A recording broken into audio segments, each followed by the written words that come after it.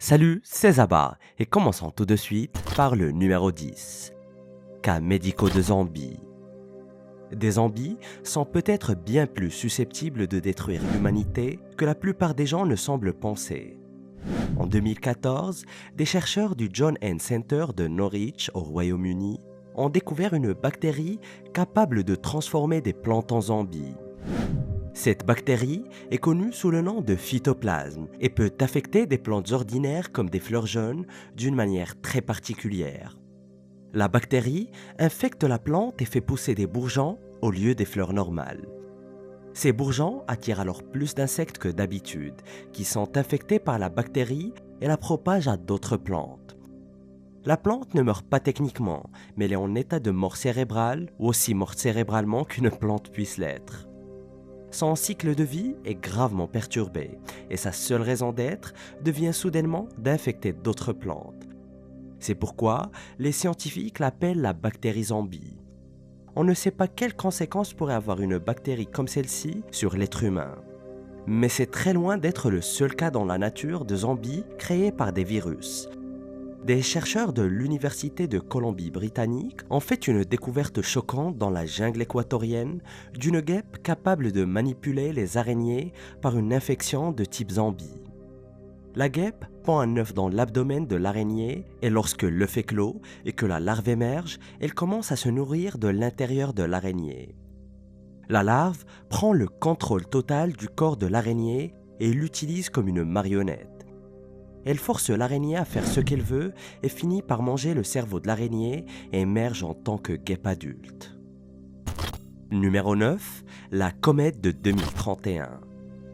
La fin du monde pourrait bien avoir lieu en 2031. En 2022, la NASA annonçait la découverte d'une énorme comète se dirigeant vers notre planète à la vitesse de l'éclair. La comète a été appelée Bernardinelli Bernstein et la NASA affirme que c'est la plus grande de notre système solaire, enfin la plus grande qu'on ait détectée. Elle a été identifiée pour la première fois par les scientifiques en 2014 et depuis lors, ils la surveillent de très près. Les scientifiques pensent qu'il y a une chance réelle qu'elle puisse percuter la Terre. Et si cela se produit, cela reviendrait à répéter l'extinction des dinosaures. Ce que nous savons de la comète, c'est qu'elle met environ 3 millions d'années à faire le tour du Soleil, en se déplaçant sur une orbite elliptique constante. Et à l'heure actuelle, la comète traverse le nuage de Oort en direction de la Terre et du Soleil à une vitesse fulgurante. Sa largeur équivaut à 11,5 fois la hauteur du mont Everest, ce qui signifie qu'elle causerait une dévastation totale en cas de collision, à l'instar de ce qui est arrivé aux dinosaures. La comète enverrait de la poussière et des débris dans l'atmosphère, elle déclencherait des tremblements de terre et des volcans, et le monde pourrait être plongé dans des siècles de froid et d'obscurité. Tous les organismes vivants disparaîtraient, sauf peut-être les rats, les cafards et les crocodiles. Que du bon monde. Et tout ce que nous pouvons faire maintenant, c'est retenir notre souffle, espérer que la comète nous dépasse sans frapper notre monde comme un missile nucléaire venu de l'espace. Numéro 8. Le noyau froid. Une récente découverte de scientifiques a semé la panique chez certains. Le professeur Motohiko Murakami et d'autres experts de la Carnegie Institution for Science ont découvert que le noyau de notre planète est en train de se refroidir.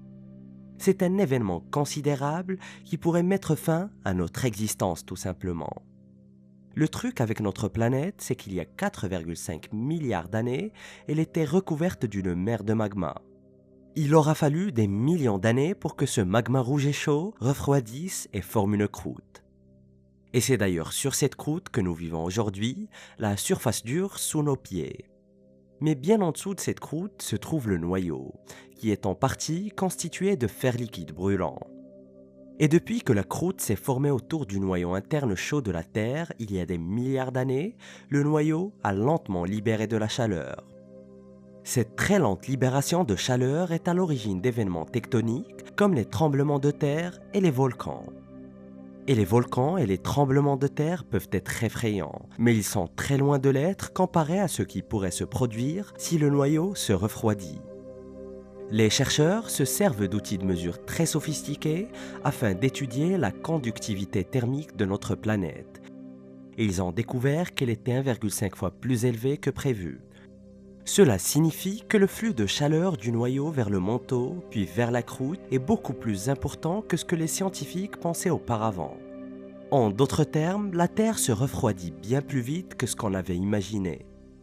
Et si cette tendance se poursuit et que le noyau refroidit excessivement, la planète entière deviendra un désert stérile comme Mars. Et à ce moment-là, tout ce qui sera encore vivant sur Terre sera fichu. Numéro 7. Moisissure tentaculaire. Les myxomycètes sointent sur notre planète depuis environ 100 millions d'années.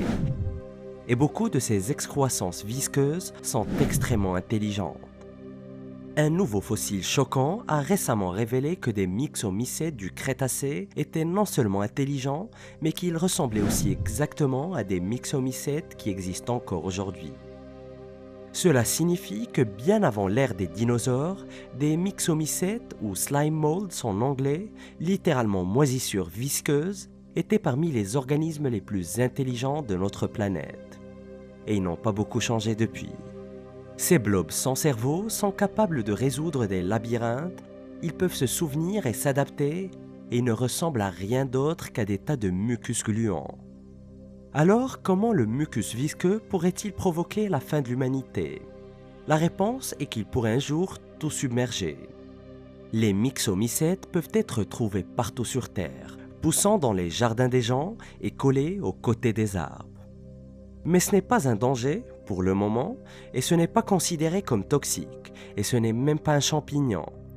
Les myxomycètes sont en réalité un type d'amibe, mais elles se développent et se répandent très rapidement et a la capacité de se développer en l'un des plus grands organismes du monde. Certains craignent même qu'un jour ces étranges moisissures gluantes ne parviennent à se développer et à se répandre à une vitesse sans précédent, avalant tout ce qui se trouve dans la nature et s'emparant du monde. Numéro 6. Le fléau Weta. La Nouvelle-Zélande possède un insecte très particulier qui pourrait être désastreux pour l'humanité. Il existe au total 70 espèces de Weta en Nouvelle-Zélande. Ces étranges petites créatures ressemblent à des sauterelles et des grillons à longue corne, mais ce n'est pas tout à fait la même chose. Le Weta est grand, lourd et couvert d'épines acérées. Ces grillons géants sont nocturnes et leurs mandibules sont suffisamment puissantes pour qu'une seule morsure puisse provoquer une douleur très importante chez l'homme. Ils peuvent même griffer avec leurs pattes et ces écorchures sont susceptibles de s'infecter. Si cela se produit, une personne peut avoir de sérieux problèmes. Ils ne sont pas venimeux, mais ils font partie des insectes les plus nuisibles que l'on retrouve en Nouvelle-Zélande. Et il y a un point particulier que les scientifiques ont découvert à propos des Weta et qui pourrait nous intéresser. Le Weta des montagnes possède des protéines spéciales qui empêchent la formation de cristaux de glace dans ses propres cellules. Cela signifie que le Weta peut être gelé solidement dans un état de suspension d'activité dans des températures inférieures à zéro. Le Weta entre en stase. Il serait même possible que d'autres créatures similaires aient la même capacité, mais que nous l'ignorions. Et un animal dont les gens ont particulièrement peur est le criquet. Et s'il s'avère que le criquet, qui ressemble d'ailleurs beaucoup à un Weta avec des ailes, a la capacité de se congeler, cela pourrait être un véritable désastre. Certains craignent qu'il y ait toute une armée d'insectes ravageurs de culture, encore cachés sous des centaines de mètres de glace, et qu'un jour, ils émergent et fassent des ravages sur notre planète. Numéro 5. Des extraterrestres du Groenland. Un objet volant non identifié d'une taille inhabituelle a récemment été repéré au Groenland. En tout cas, c'est ce que prétendent certains internautes du confort de leur maison. Et bien entendu, les amateurs d'ésotérisme ont des théories audacieuses. Ils pensent que l'OVNI s'est écrasé il y a des millions d'années et qu'un jour prochain, ses propriétaires pourraient revenir pour le récupérer. La découverte a été faite grâce à Google Earth. Des chasseurs d'extraterrestres, entre guillemets, scrutaient des images satellites lorsqu'ils ont remarqué un objet enfui sous la glace du Groenland. L'objet ressemble clairement ou vaguement à une sorte de vaisseau, selon à qui on pose la question. C'est une forme triangulaire étrange et ils affirment que l'on peut même voir le cockpit à l'avant du vaisseau. Malheureusement, l'OVNI a été découvert enfui dans ce qui semble être un iceberg flottant juste à côté du Groenland. Et pour cette raison, ce n'est pas comme si des citoyens ordinaires munis de caméras pouvaient sortir et enquêter. La seule organisation ayant les ressources nécessaires pour sortir un ovni, entre guillemets, d'un iceberg près du bout du monde est un gouvernement. La partie la plus terrifiante de cette découverte, en supposant qu'elle soit réelle bien sûr, est que l'objet quel qu'il soit, pour qu'il se retrouve à l'intérieur d'un iceberg, a probablement dû être congelé pendant des millions d'années. Pour certains, cela signifierait que notre monde pourrait être en danger de voir d'autres ovnis apparaître dans le futur. Mais je pense qu'il existe quand même des dangers bien plus concrets et bien plus imminents. Numéro 4, la particule de Dieu. En 2012, des physiciens ont découvert le boson de Higgs, alias la particule de Dieu. Cette découverte était considérée comme tellement improbable que Stephen Hawking a parié $100 que la particule de Dieu ne serait jamais découverte. Lorsqu'elle a été découverte, Stephen Hawking a lancé un avertissement à l'humanité. La découverte de la particule divine pourrait causer la perte de l'univers tout entier. C'est la théorie de l'apocalypse du boson de Higgs et Stephen Hawking n'était pas le seul scientifique à penser que la découverte de la particule était une grosse erreur.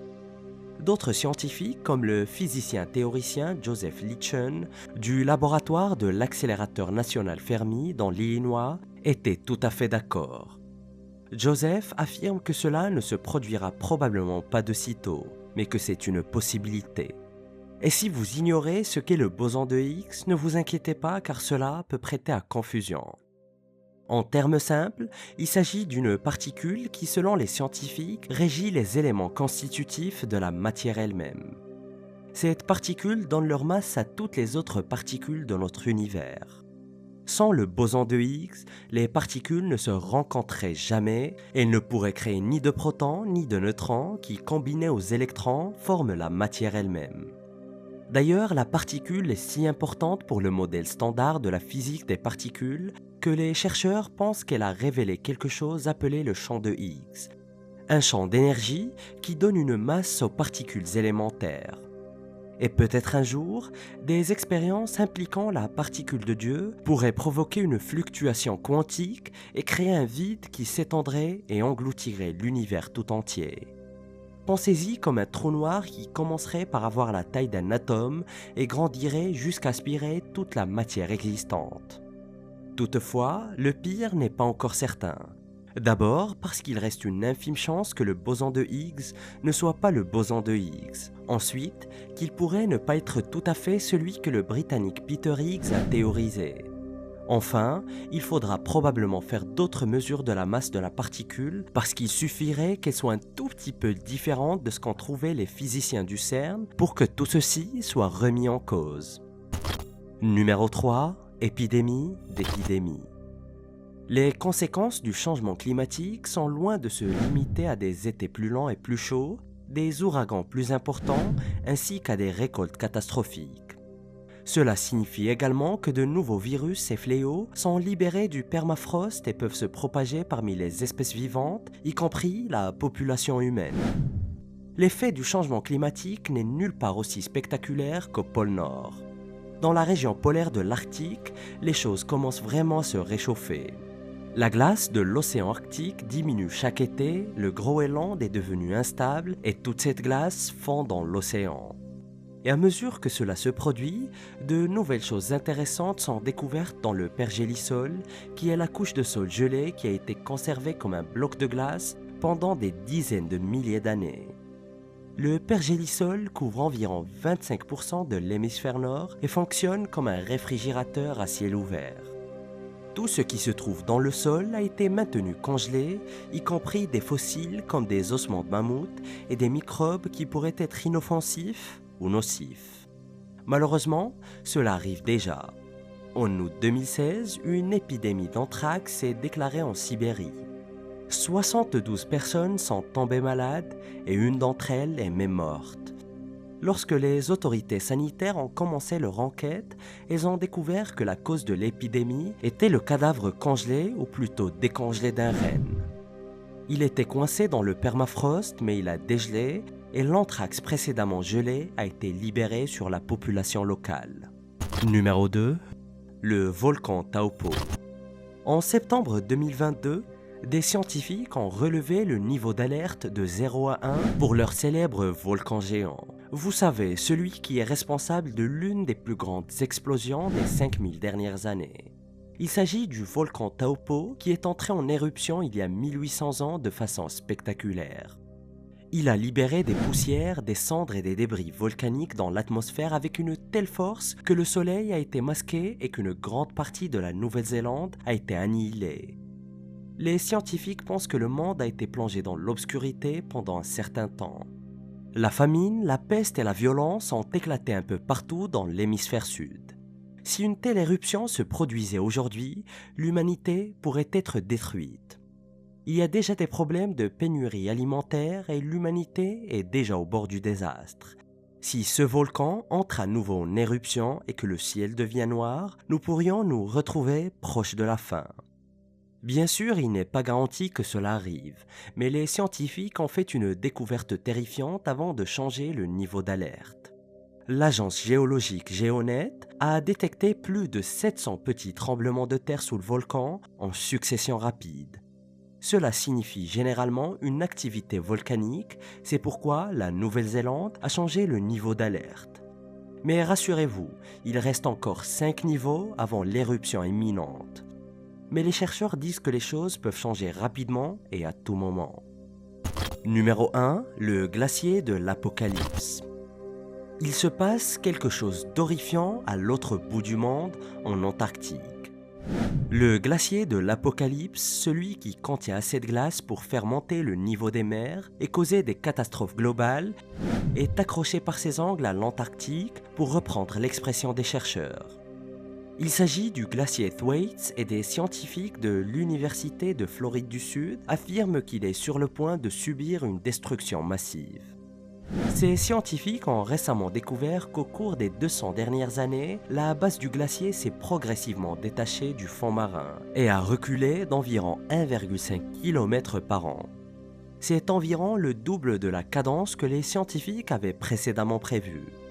En d'autres termes, le glacier est bien plus proche de sa mort que ce que l'on pouvait imaginer. Les chercheurs affirment que le glacier est au bout du rouleau et que nous allons assister à d'énormes changements sur une courte période de temps.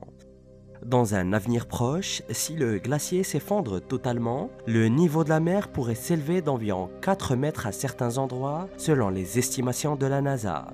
Et même si cela ne signifie pas la fin de l'humanité, plus d'1 milliard de vies pourraient être en danger. Et voici les fins les plus glaçantes de rois et de dirigeants célèbres. Découvre-les en cliquant sur cette vidéo.